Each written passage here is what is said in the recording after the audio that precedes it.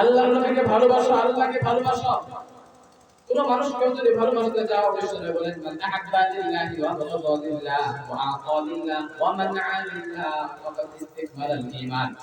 আপনি যদি পরিপূর্ণ মুসলমানের ভিতরে গ্রহণ করতে চান, পরিপূর্ণ যদি মুসলমান বানতে যদি আপনি আসতে চান, তাহলে আপনি যদি কোন মানুষকে যদি ভালোবাসেন, কোন মানুষকে যদি আপনি মহব্বত করেন, তাহলে আল্লাহর জন্য মহব্বত করেন। হয়তো আপনি আমাকে ভালোবাসেন কোন স্বার্থের জন্য না, আপনি আমাকে আল্লাহর জন্য ভালোবাসেন।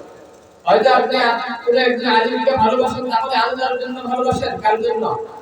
বিশ্বনবী বলেন মান আহাব্বা লিল্লাহ ওয়া আবগাদা লিল্লাহ। আর যদি আপনি কোন মানুষকে যদি খারাপ পান, কোন মানুষকে যদি আপনি নেগলেক্ট করেন, তাহলে আল্লাহর জন্য করেন। তাহলে হয়তো কোন একজন মানুষ দোয়া করতেছে, আপনি মুখ দিয়ে বললেন, হাত দিয়ে বললেন, তাও যদি আপনাকে না শুনে, যদি না বলতে পারেন, তাহলে তাকে অন্তর দ্বারা ঘৃণা করেন। কিন্তু কার জন্য? নিজের দ্বারা না, আল্লাহর জন্য। কার জন্য করবেন?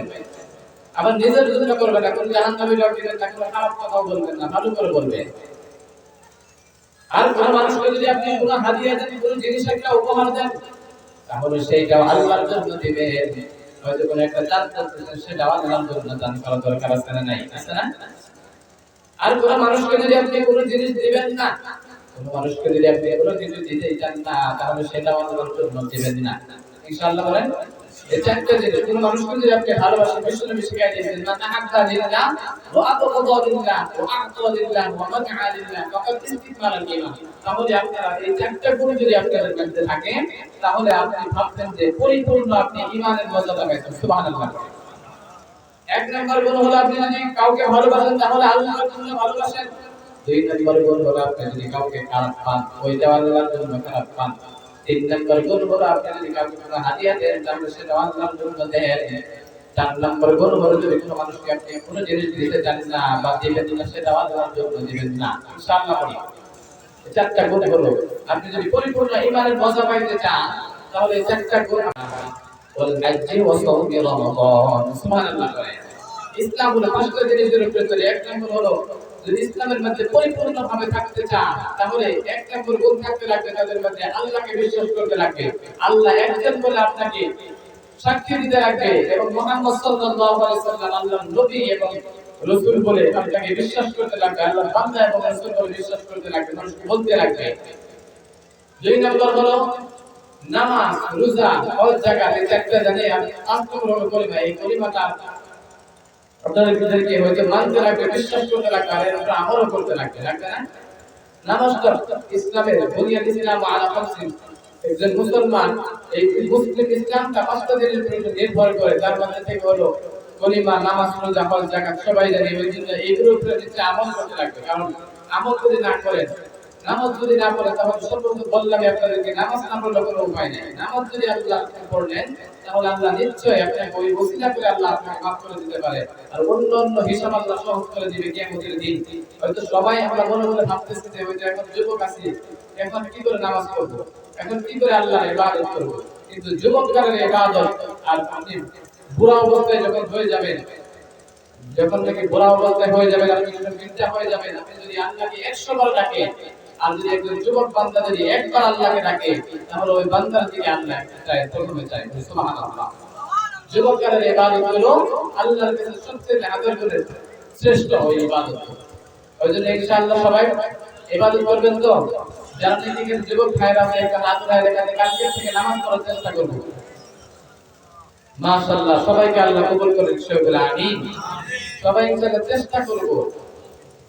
শুধু মানুষকে দেখানোর জন্য হাত উঠায় না ভাইরা। হয়তো সংখ্যা একটু কম দেখা যায়, কিন্তু হয়তো এখন দেখা যায় যদি যাওয়ার সময় যদি রাস্তাতে কোনো মেলা বা কোনো ফাংশন হয়, একটু দেখিয়ে যায়।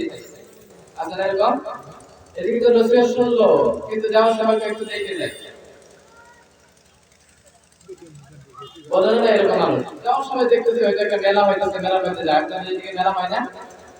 দেবালি হয় না? এদিকে যায় না? মুসলমান মানুষরা জানে নাই। বিশ্বনবী বলেন কোন মুসলমান মানুষ যদি কোন একটা হিন্দু মানুষের প্রোগ্রামের মধ্যে, অন্য ধর্ম প্রোগ্রামের মধ্যে গেল, তারপরে কোন আরেকজন মুসলমান যদি যায়, রাস্তাতে যাওয়ার সময় দেখে যে ওইখানে কি হয়, কোন মুসলমান যদি একবার বলে যে ওইখানে হিন্দুদের মেলা, ওইখানে হিন্দুদের কোন পূজা হইতেছে, ওইখানে কোন মুসলমান যদি থাকে তাহলে কিয়ামতের দিন ওই মুসলমান হিন্দুদের সাথে কিয়ামত শরণাপন্ন হবে, বলুন নাউযুবিল্লাহ।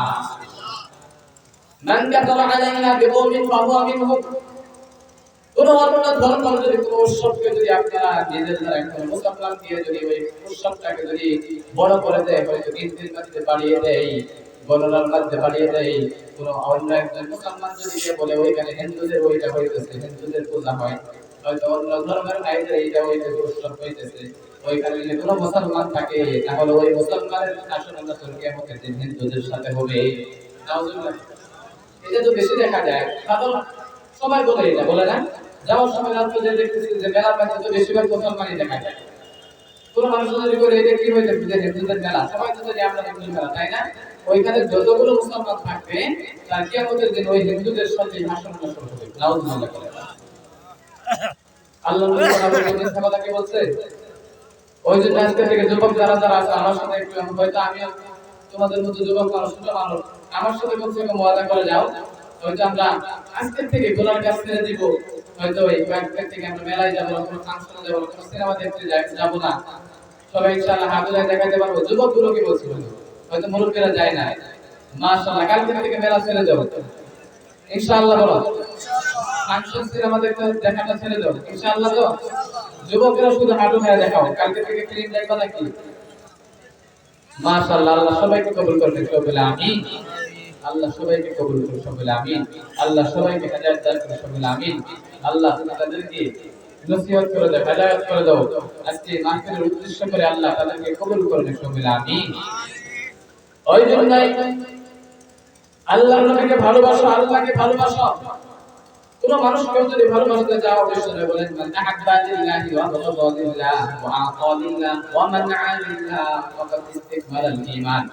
আপনি যদি পরিপূর্ণ মুসলমানের ভিতরে গ্রহণ করতে চান, পরিপূর্ণ যদি মুসলমানের পাইতে যদি আপনি আসতে চান, তাহলে আপনি যদি কোনো মানুষকে যদি ভালোবাসেন, কোনো মানুষকে যদি আপনি মহব্বত করেন, তাহলে আল্লাহর জন্য মহব্বত করেন। হয়তো আপনি আমাকে ভালোবাসেন কোনো স্বার্থের জন্য না, আপনি আমাকে আল্লাহর জন্য ভালোবাসেন। হয়তো আপনি কোনো একজন আলিমকে ভালোবাসেন, তাহলে আল্লাহর জন্য ভালোবাসেন, কার জন্য? বিষ্ণু বলেন মান আহাব্বা লিল্লাহি ওয়া আবগাদা লিল্লাহি। আর যদি আপনি কোনো মানুষকে যদি খারাপ পান, কোনো মানুষকে যদি আপনি নেগলেক্ট করেন, তাহলে আল্লাহর জন্য করেন। তাহলে হয়তো কোনো একজন মানুষ দোয়া করতেছে, আপনি মুখ দিয়ে বললেন, হাত দিয়ে বললেন, তাও যদি আপনাকে না শুনে, যদি না বলতে পারেন, তাহলে তাকে অন্তরের দ্বারা ঘৃণা করেন। কিন্তু কার জন্য? নিজের দ্বারা না, আল্লাহর জন্য। কার জন্য করবেন? আবার নিজের জন্য করবেন না, কোন জাহান্নামী লোককে তাকে খারাপ কথা বলবেন না, ভালো করে বলবেন। আর কোন মানুষকে যদি আপনি কোনো হাদিয়া দেন, কোনো জিনিস একটা উপহার দেন, তাহলে সেইটাও আল্লাহর জন্য দিবেন। হয়তো কোনো একটা দান করতেছেন, সেটাও আল্লাহর জন্য দান করা দরকার আছে না নাই?